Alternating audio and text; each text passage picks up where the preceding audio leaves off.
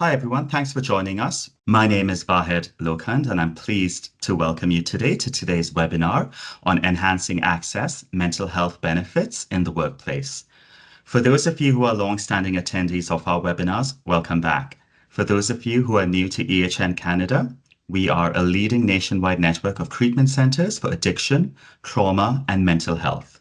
We offer inpatient services with centers coast to coast, as well as virtual intensive outpatient services.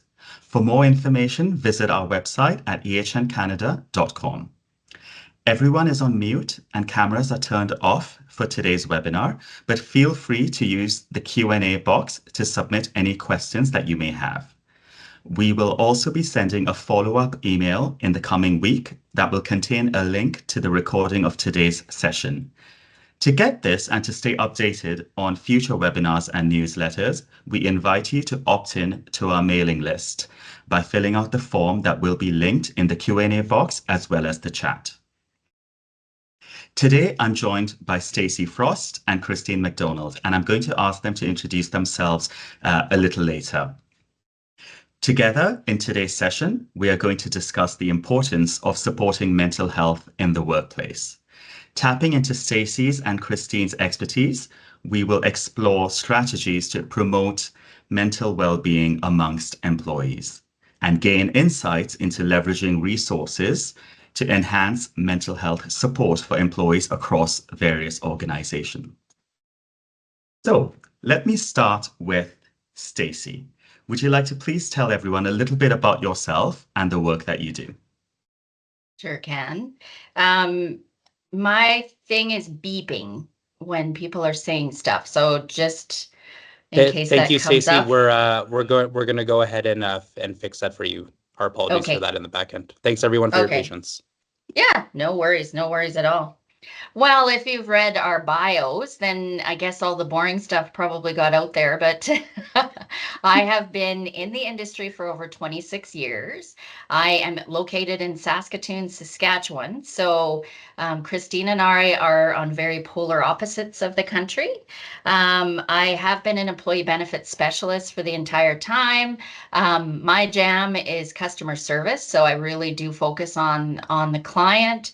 I have my SEEDS designation, and some people may know what that means, some people don't, but it was a big lift for me to get that designation, so important to mention. I'm definitely an educator in the office. I run employee meetings, plan administration training, and I really enjoy that side of my employment. I'm the co-chair for Benefits Alliance for the Mental Health Committee, where we'll hear that Christine is actually the chair for that. So that's bringing lots of opportunity for discussions like this.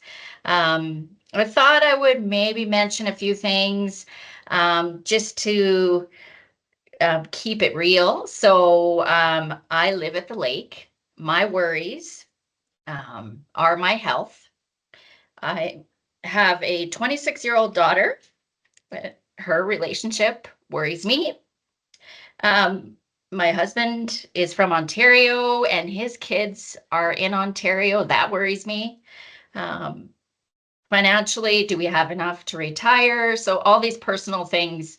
And I'm relatively healthy. So I think that within the workplace, we're seeing so many more people with much larger concerns than what I have. And I'm hoping we open up a little can of worms today for you. And that's my spiels. Great, thank you. Christine, we'd love to hear more about yourself and the work that you do. Sure. So I'm a partner under the Navicord brand, which owns SelectPath. And SelectPath is, we have about 100 employees, and we are kind of Ontario East, basically. And so I work out of the Halifax office. I don't know if you can see, but that's Halifax Harbor behind me. And so I'm very fortunate. And I noticed when people were chiming in on the chat, there were several people from Nova Scotia, so I'd love to connect with you guys. So as Stacy mentioned, I am the chair of the Mental Health Committee through Benefits Alliance, which has been a wonderful experience. I'm about to hand off the chair to a new chair, but the last couple of years has been great. So my role as an advisor with SelectPath is to work with clients, provide them with advice on group benefits, group retirement, as well as wellness solutions. And because our firm, we're independent, that opens up so much. Just trying to keep up with which services are available and which ones are most appropriate for specific clients. So it's never ending kind of education on our part, which is the part that I really enjoy. So that's my role. We work with kind of all size clients from 2-3 employees to 1,000 plus. So it's a full range of services and so on. So I'm excited that we've got it looks like a great turnout today, and these are conversations that are just so important. So looking forward to the discussion. Thank you. Yeah, it's definitely such an important topic. It's great to see that there's increased awareness of mental health and reduced stigma in talking about it. And events like this can surely help with furthering the conversation when it comes to mental health, but also tapping into the experience and expertise that the both of you bring from your professional backgrounds can really help everyone in this room get some strategies on how to help employees at their workplace. So, just speaking about, thank you both for sharing your experience. And speaking about that, Stacy, based on what you've seen in your work, can you provide a brief overview on the current state of mental health in Canadian workplaces? Yeah, for sure. Thank you, Christine, for that lovely introduction there too. The mental health in the workplace is lacking, I would have to say.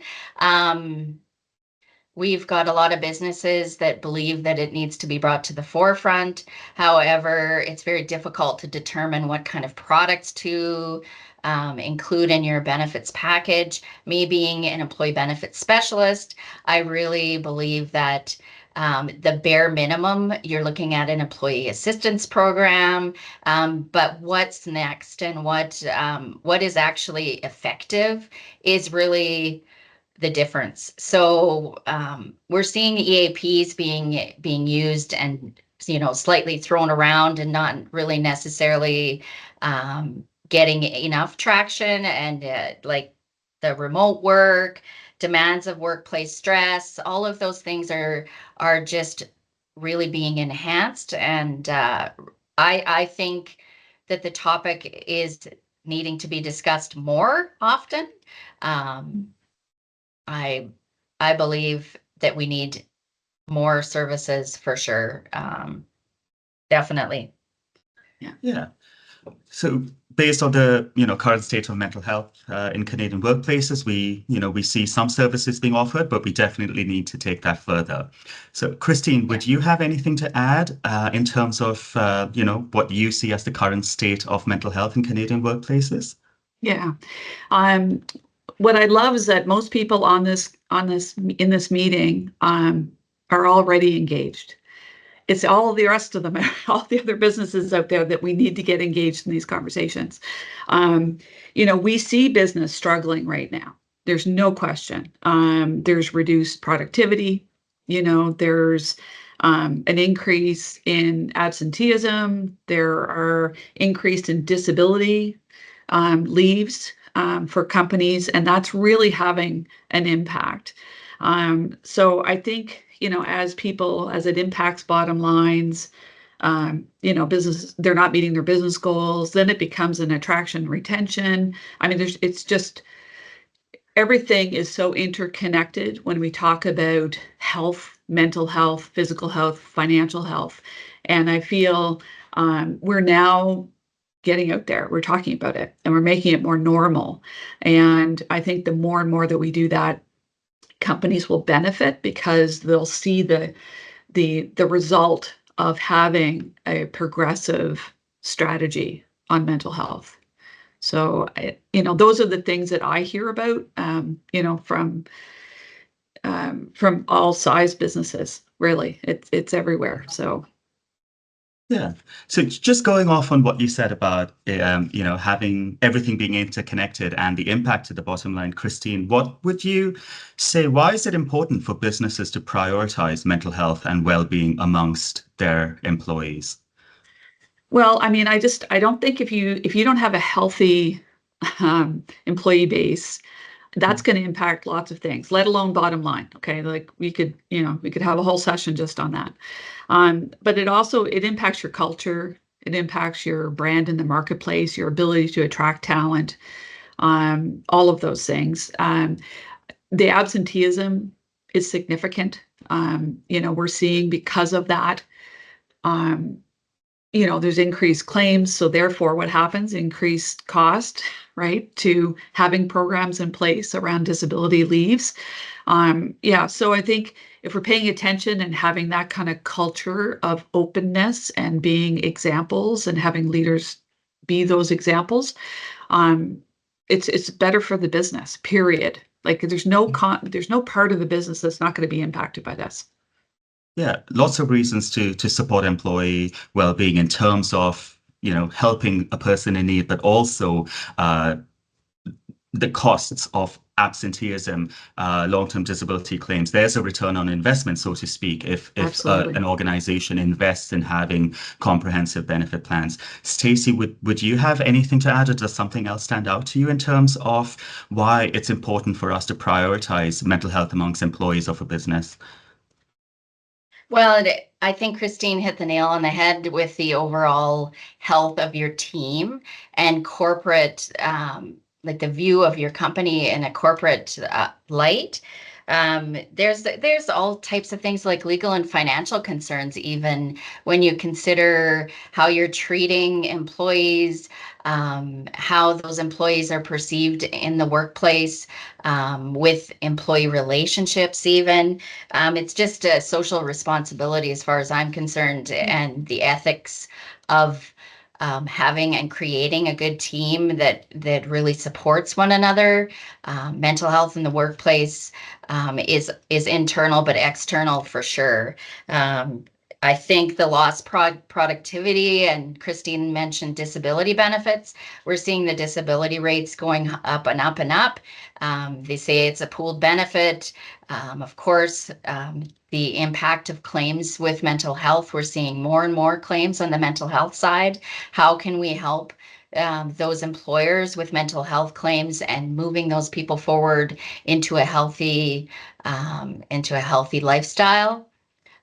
Everything from alcohol abuse, prescription drug abuse.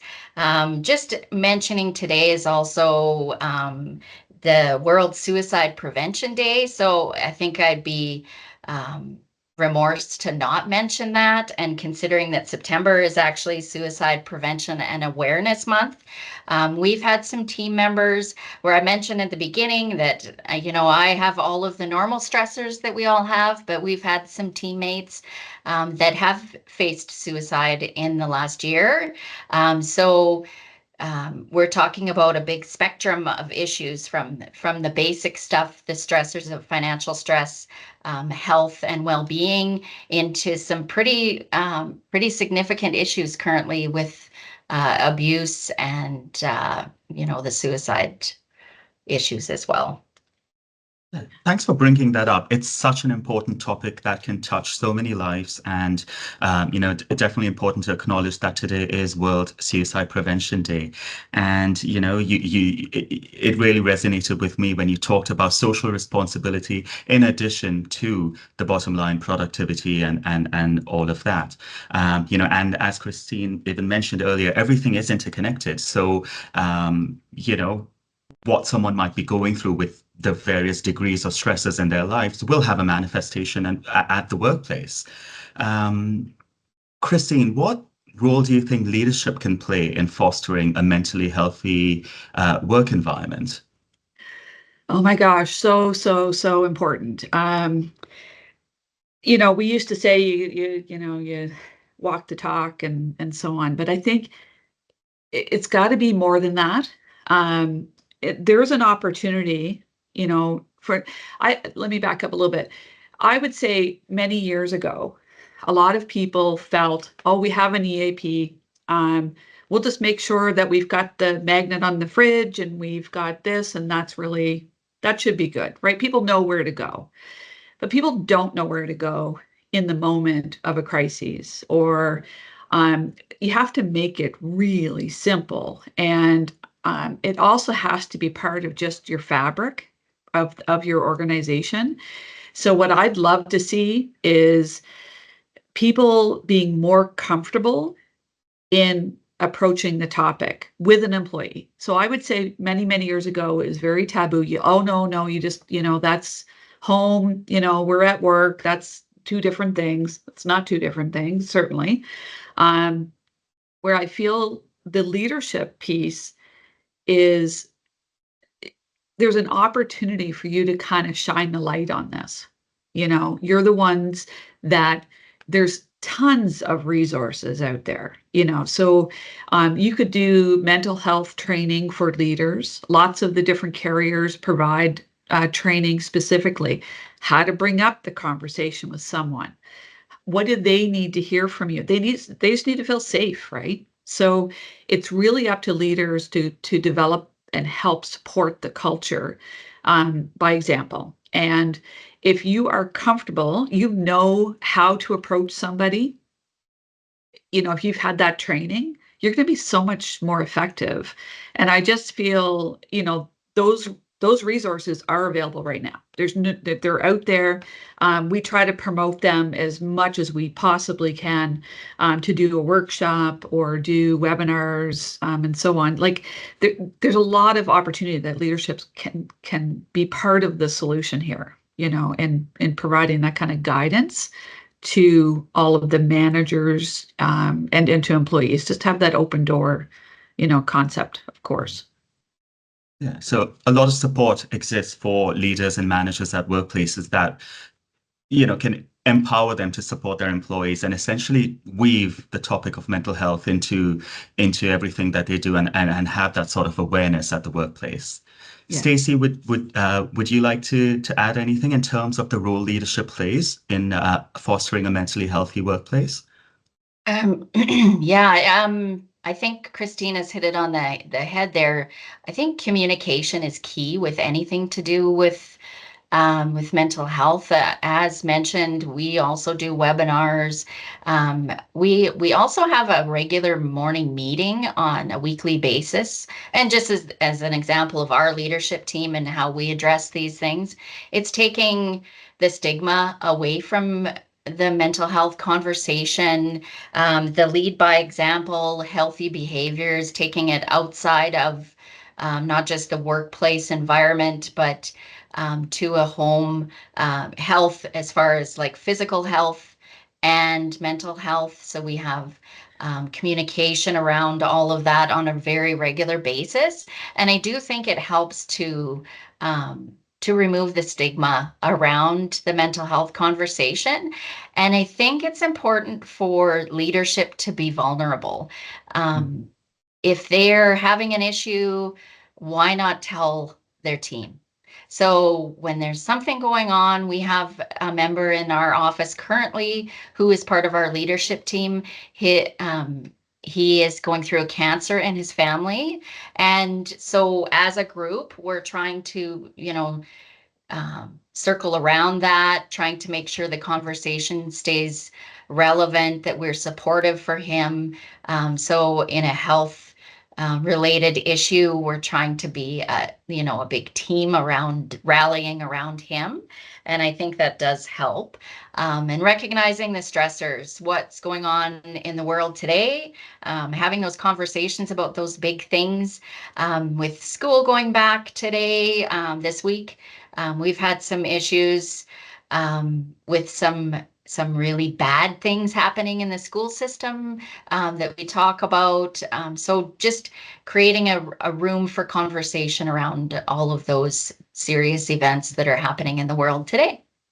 Yeah, essentially fostering an environment of mutual support, and leaders can really play a pivotal part in laying out that culture where people do feel comfortable in, sharing what they might be going through to an appropriate extent, getting that support, keeping channels of communication open in that sense. And we also talked about how it's important for, maybe leaders to recognize the signs, what may be happening in the world or what might be happening with how a person might be showing up to work that day. And Christine, you Yeah. mentioned, there's a number of resources and trainings that would be available for managers. So going off that, there's a question I want to ask the both of you, and I'll start with Stacey. What would be some key components that could be included in a comprehensive mental health benefits package? Okay. Great question. So, simply put, the EAP is just not enough these days. So the discussion around what an employee assistance program is and still promoting it, I think it is a base product that needs to be implemented in most plans.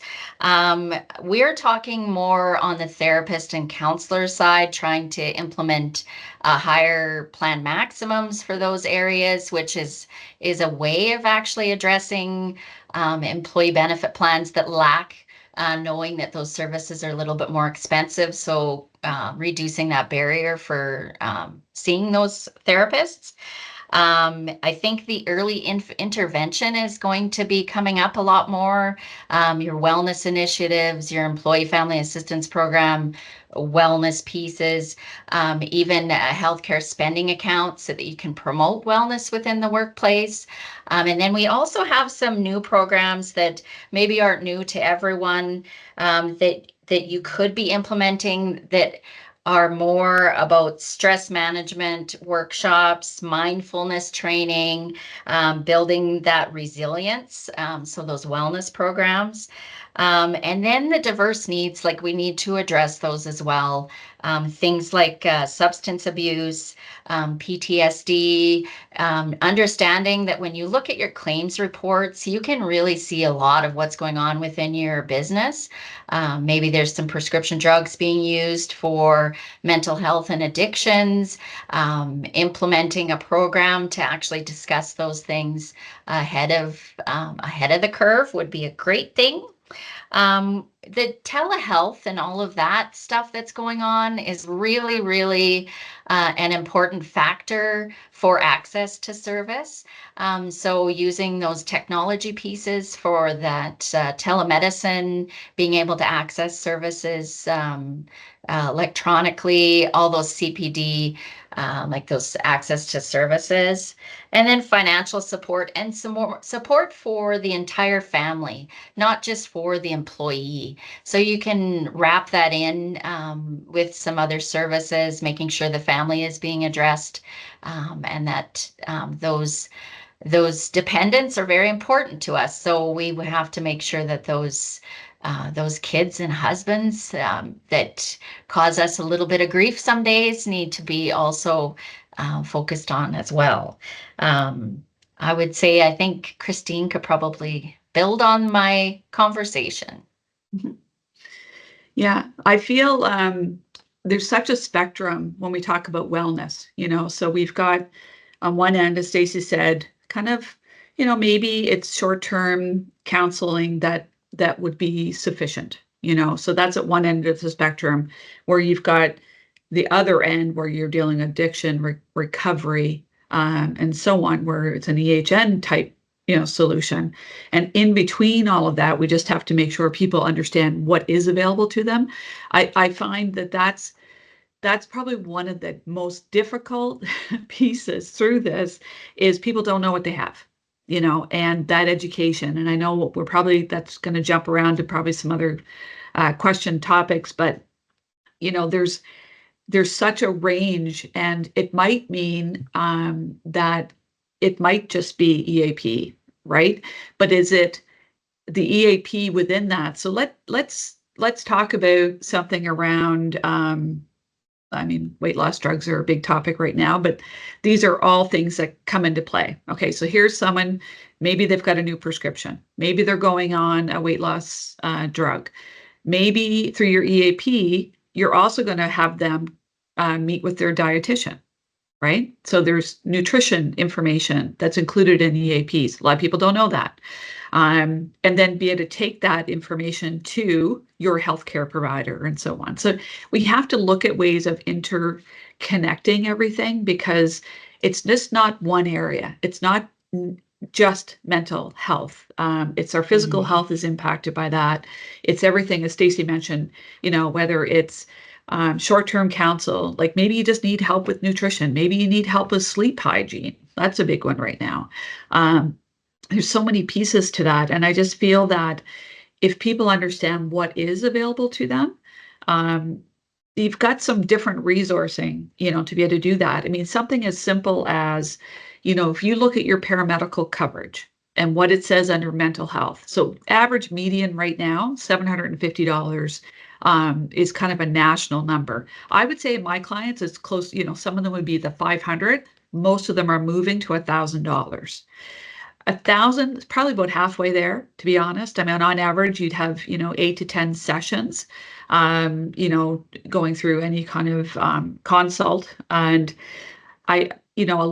there's different ways to kind of stretch those dollars further. So when you have your list of paramedicals, for example, let's make sure that you're including social workers, you're including clinical counselors, you're not just looking at psychologists and psychiatrists and so on. Let's expand that list of care so that people get what they need. And, there's different ways that you can then use your, if it's an EAP, a lot of the EAP providers now, those counselors can continue beyond your number of kind of free sessions that you get, and being able to use those at a discounted price and then using that against your paramedical coverage. Like there's efficiencies around it and how you can approach care. So really, ask your advisor, what does that look like? How can we stretch our dollars here to get people care? And so there's lots of different options that you can consider there. Yeah. So I'm hearing from the both of you, it's really important for having a comprehensive package that includes more than simply, solution-focused counseling that EAP can provide, but also it's really crucial that even when employees may have access to certain things, if they don't understand what they have, they won't necessarily be able to connect the dots and utilize it. And, it's really important to understand that everything is connected, whether it's mental health and physical health, whether it's individual health and family health. And we want to make sure that our benefits packages reflect that reality. I liked what you mentioned about a spectrum of severity. So, when we talk about mental health disorders, we can have people with mild concerns, moderate concerns, all the way to severe concerns. And just like, if someone has knee pain, it could be mild pain or it could be severe pain. So the EAP services are fantastic. And the EAP counseling is really good for some of those short-term, milder issues that could be precipitated by a life event, for example. On the severe side, we might have some of the inpatient treatment as a solution. That's something that EHN Canada provides in terms of, someone that has a substance use disorder or a mental health disorder of the severity requiring inpatient stay.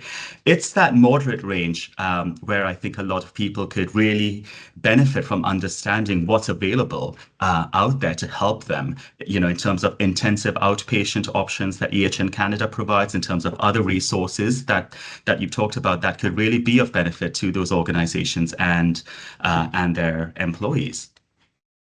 Yeah, speaking about these benefit packages, Stacey, could you share an example of a success story, like in terms of a benefits package that was successfully implemented with one of your clients, and what was it?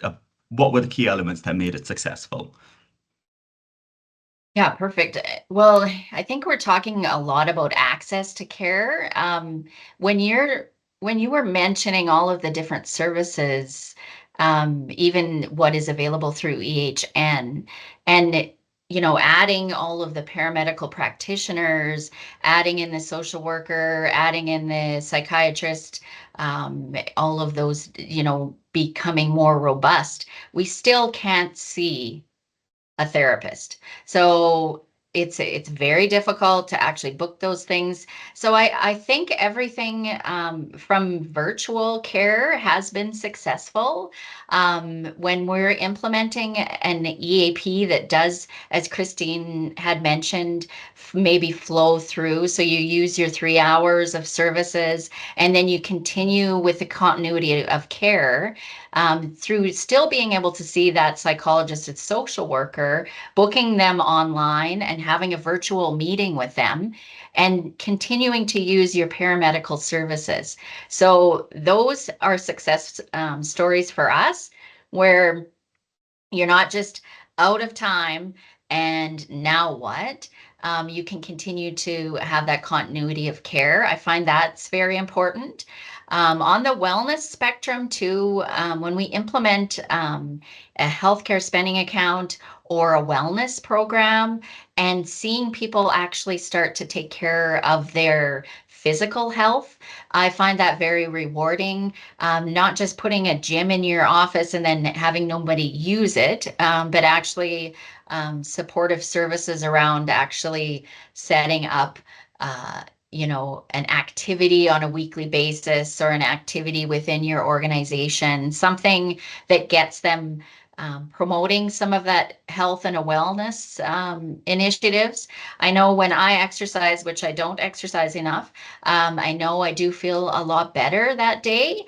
It gives me a good outlook for the rest of the week. Eating well, very much a big deal. So adding in things like, instead of having donuts, why don't you have a bowl of apples in your office? Things that really are not that expensive, a little bit easy to measure because the success is, you know, hard to actually see. But I mean, if I could see somebody eating an apple instead of a donut, I'd probably be happy about that. So I guess with anything mental health, if I could see them actually taking care of their health and wellness on the mental health side, I'd be a lot happier than if they're just eating a donut.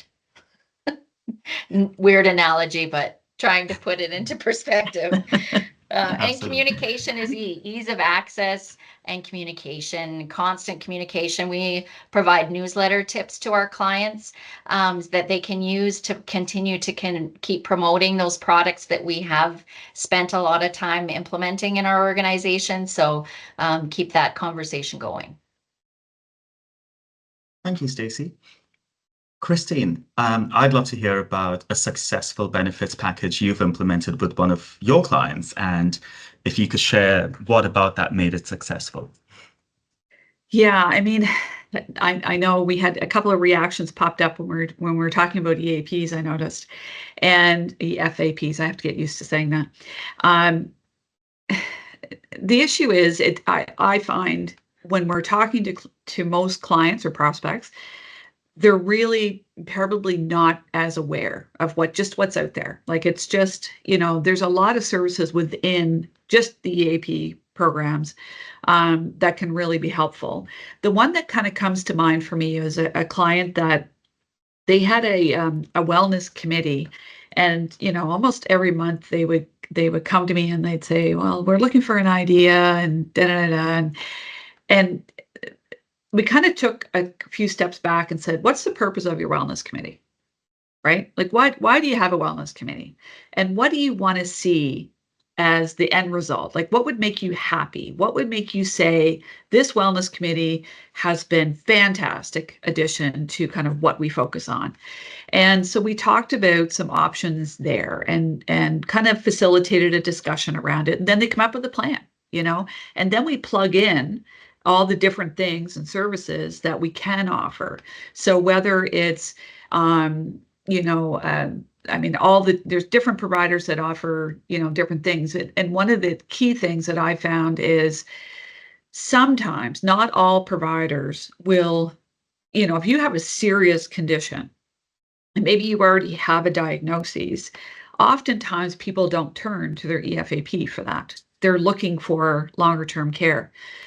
But a lot of the services now through virtual care do allow you to pick your counselor, which I think is brilliant, because if I have, for example, if I have an eating disorder, I want to talk to someone that specializes in that. I want someone that can really, I'm going to be really comfortable talking about it. And so what you can do is when you log in, and this is what we did for this client, is that we said, okay, through this service now, you're going to be able to go in and get matched, and then you can pick which of those advisors are, going to be most supportive, in your journey. And that was night and day. I think people really need to understand that, those are the kinds of things that we have seen kind of develop over the last few years because of the need for virtual care. So we're seeing much, the uptake on that. And that, where we'd see traditionally, maybe 10% is kind of the goal for getting, people using their AP, they were closer to 26%. So we're okay with that. We want people to be using it and sharing those success stories because people are getting real help, and so that to me was kind of I wouldn't say an easy win, but it certainly wasn't a difficult thing to certainly implement, and I feel that a lot of times people will, how do I say this? They may not investigate what they really need. They're not in a place that they can. Right? You're just not in that right place. So having access to that to kind of help guide you through that is great. So yeah, I mean that's probably one that kind of is top of mind just because of the whole wellness committee kind of putting some definition around that and then creating some plans from there and using resources already in place. So you're not spending more money. You're putting, using it differently, I guess. Thank you. Appreciate that perspective on how, as advisors, you've helped your clients get integrated and personalized care that they are aware of how to access as well. And that's so important. Yeah. Stacey, what would you say, based on your work with clients as an advisor, some of the common challenges you've seen when companies try to implement such benefits programs, and if there's any remedy to that, or how they might have overcome such challenges? Yeah, I think the idea of the mental health training for leadership is a key part of any success in the workplace. I also really like when Christine mentioned the wellness committee. I have a couple of organizations that also have a wellness committee, and encouraging those larger organizations. Of course, on an organization of 10, you might not have a wellness committee. Of course, you're the wellness committee. But if you've got an organization of 100 employees, there's no reason why you can't actually put a little focus into that with the mental health training and the wellness committee. I think communication is the fall. They put a little bit of effort into it, and I'm just talking on a general term, but organizations will put a little focus into it when it's topical, something has just happened, but they fall off. They don't continue to have a calendar of events, where I think if you could actually schedule out your year and pick maybe a month to month what you're going to focus on each month, I really do believe that will help to continue momentum in the organization around wellness and communication. And it doesn't have to be big things. I think you could have bite-sized pieces of information, little conversations in the office, a meeting talking about one initiative. I think you just have to start taking small bites out of this big beast, right? So and if you're not moving forward and continuing to actually talk about it, that's the pitfall. I really think communication is where everything falls off. I've implemented EAP programs. Everybody's all fired up about it. We continue to try an organization, communication, pushing out, pieces that they could share with their team, and they just stopped doing it because something else came up, right? We all have those something else's, so it has to be focused. Yeah, thanks for that. It's really important to keep that conversation going and have an ongoing approach to communicating this information. Christine, what are some of the challenges you've seen with the clients you've worked with, or in general in the industry, in terms of implementing such benefits programs? Well, I know the first thing most people would say, there's a cost associated with it, and so yes, there is, but there's a cost of not doing it too. Yeah. And I feel that everything is scalable. So if you're a large organization, and yes, you could have a wellness committee, and you could maybe, provide, a specific product, service, or whatever, that's good. But I do believe, as Stacey said, things are scalable, right? If you're a small organization, you can still do some of these things. It's maybe instead of creating something, you're going to borrow something, so ask your advisor, right? There's a lot of mental health, there's wellness reports, there's, what's happening in the industry, what are we seeing trending, all of that kind of stuff. That's what we're there for, right? As your advisors, we can help you navigate through a lot of those. What services are going to be, available to your staff. It may depend on the size, and we often kind of forget. So really, even if it's just they start with the basics, right? If you do have an EFAP, I mean, it's under $5 per employee, and a lot of people say, okay, but that's every month I'm going to be this. Da, da, da. Well, you know what? Ask your employees, right? Maybe they would like to pay that. That's the cost of a latte. So if you can kind of turn it around and maybe do an employee survey, maybe do what matters to your organization. It's no good if Google's out there doing their thing and they're offering this, that, the other thing. That doesn't mean that you can't do something, just a smaller scale of that messaging. And it doesn't mean, it has to be the same, obviously, but I just feel there's opportunity to create a healthy, safe environment that you can ask for help, right? Like, even as leaders, you don't have to have all the answers. The different carriers that you're working with, they all have material and so on, and some is very, very good material. I mean, this is one of the struggles that we have on our mental health committee, is trying to keep up with it all. So there's a lot of information out there that you can share, and I think that's one of the struggles, is just having someone kind of be responsible for it in your organization. That it makes it tough, but at least if you've got a point person, then that can also be worthwhile. Yeah, definitely. And I liked what you mentioned about, just really having this as a focused important need, and listening to your employees, as opposed to simply replicating something that worked somewhere else, Right. asking your employees and putting in place something that might make sense to that specific workplace, that specific geographical location, that specific industry. So, Christine, how would you say that organizations could measure the effectiveness? So, and organizations ask their employees about, Yeah. via a survey, via reviewing certain information, they put in a program. How do they know that that program's been effective? Well, a lot of it can come down to usage, right? So there's number one is their usage. I mean, one of the things that we like to do, we spend quite a bit of time through a renewal process, for example, or throughout the year, looking at the claims data. So whether that's, if it's a paramedical coverage, for mental health supports, is it the reporting that you're getting back through your EFAP?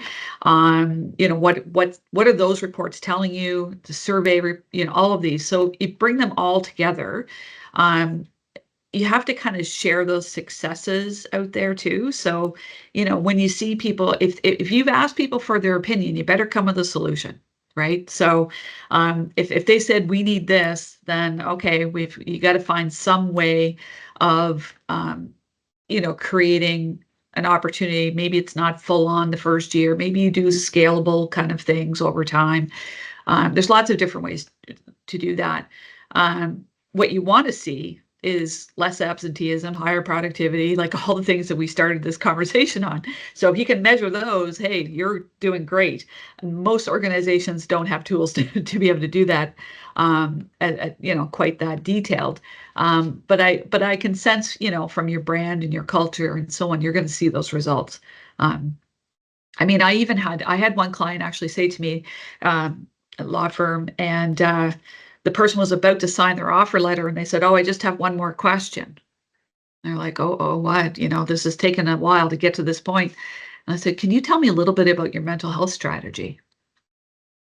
So you got to be prepared, right? So I just feel that, as leaders, there is an opportunity for you to put this at the forefront.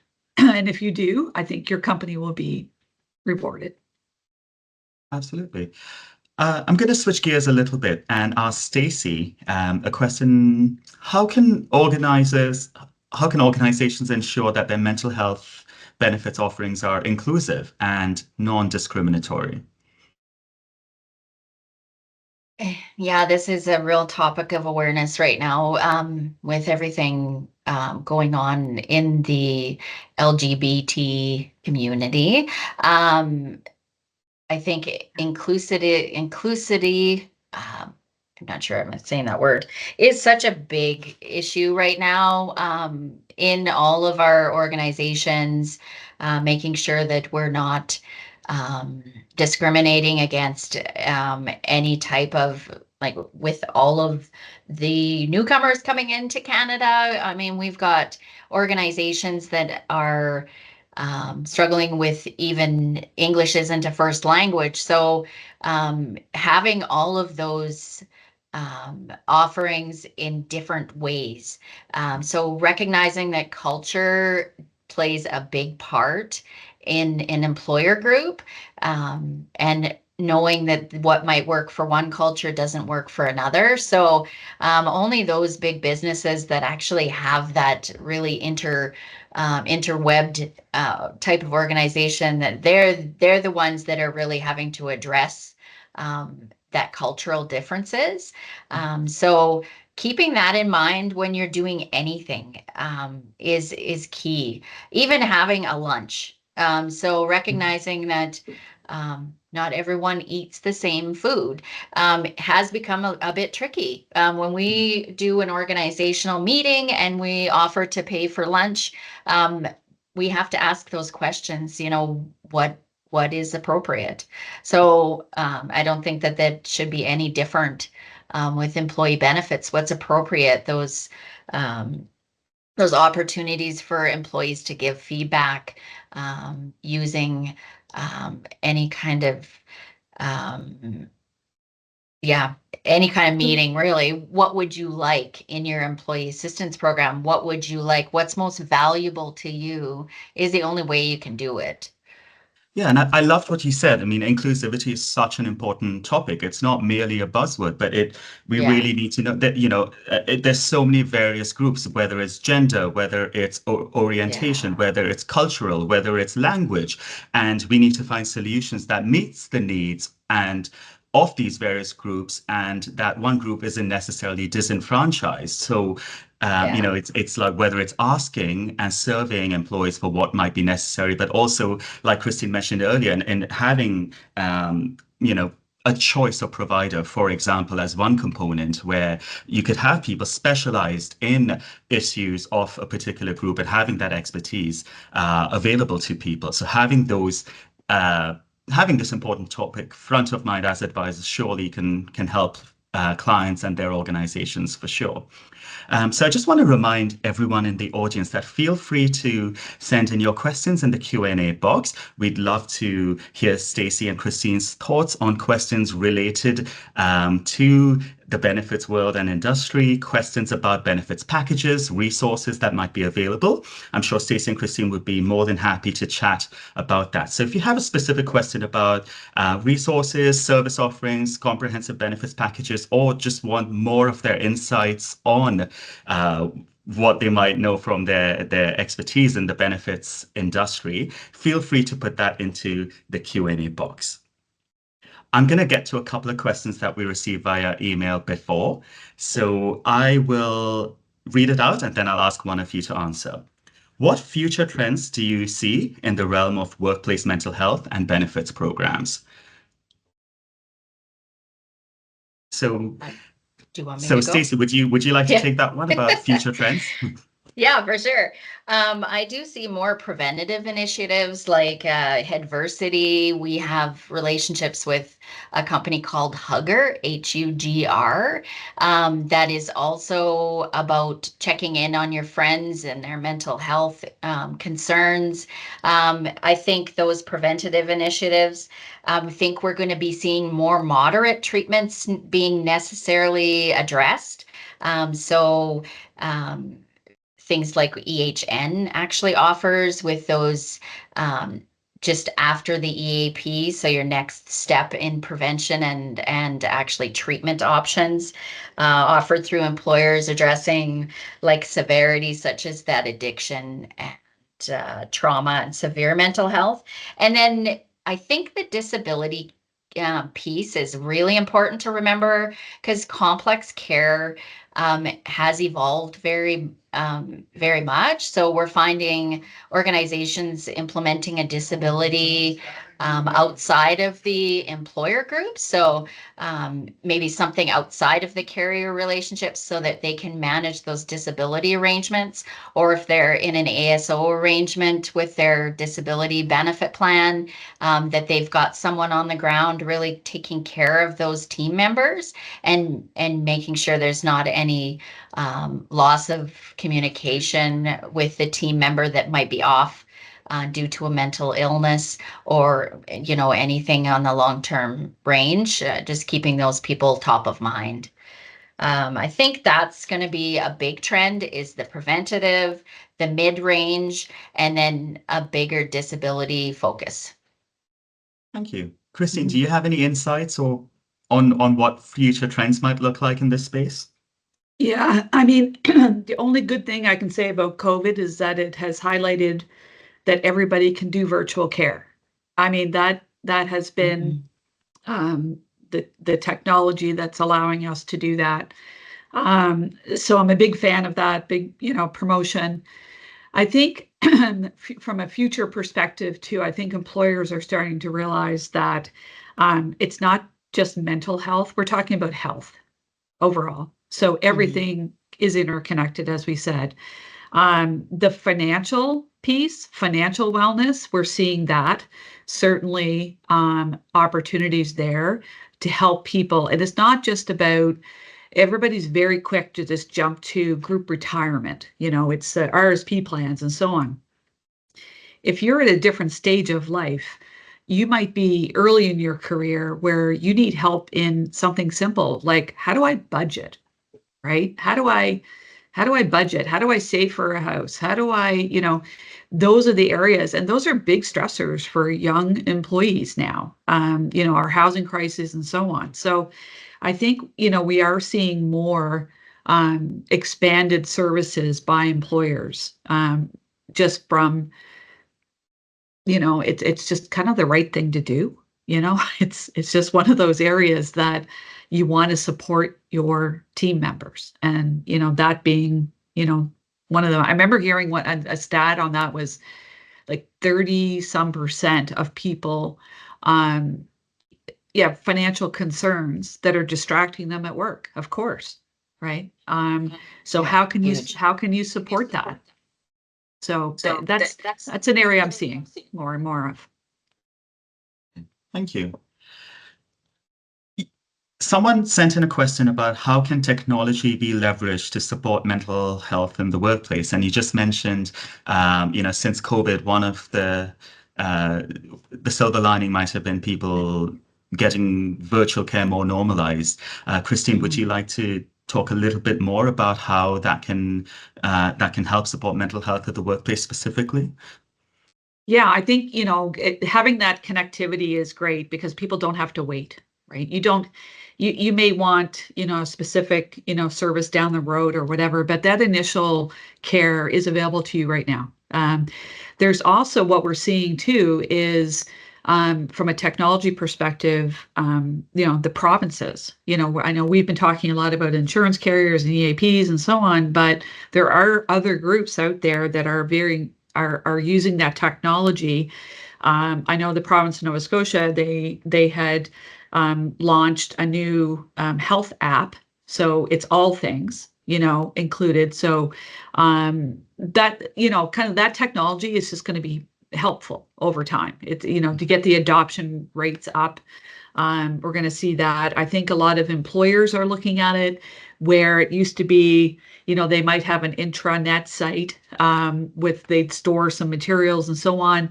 I think technology allows them now to do little video trainings. Maybe you send those out to people. Everybody learns differently.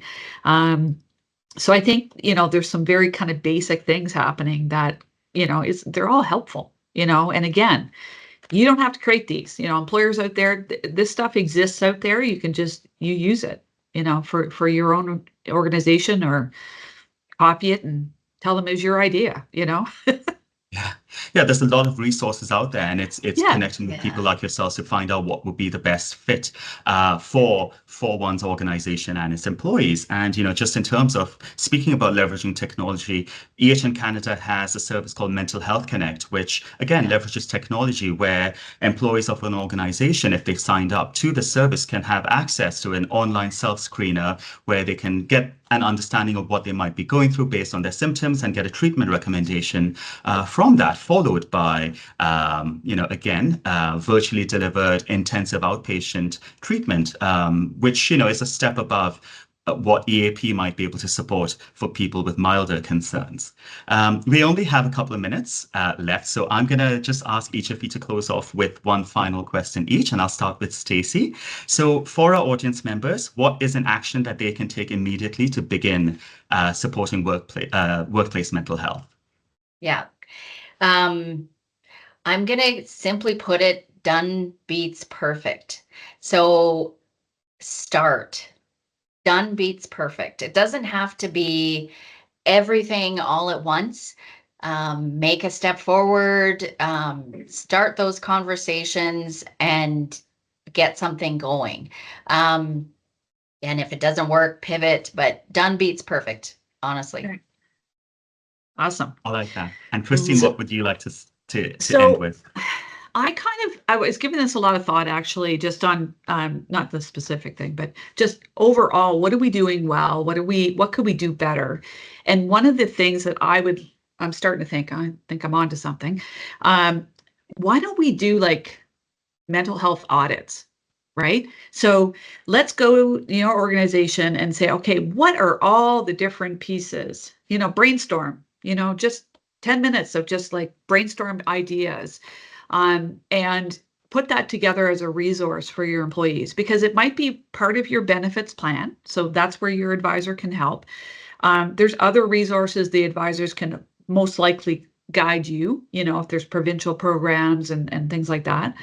But maybe if you did like an audit and you knew yourself, here's what everything is and available. I think that would be really helpful to people. I'm going to start doing that.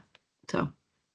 Well, thank you. Thank you both very much for your insights. Really appreciated the conversation and continuing this important topic of discussion. And thank you to all our audience members as well for your engagement. Feel free to sign up at the link in the chat if you'd like to join our mailing list so that you know more about these events and receive a recording of today's webinar as well. So once again, thank you, everyone.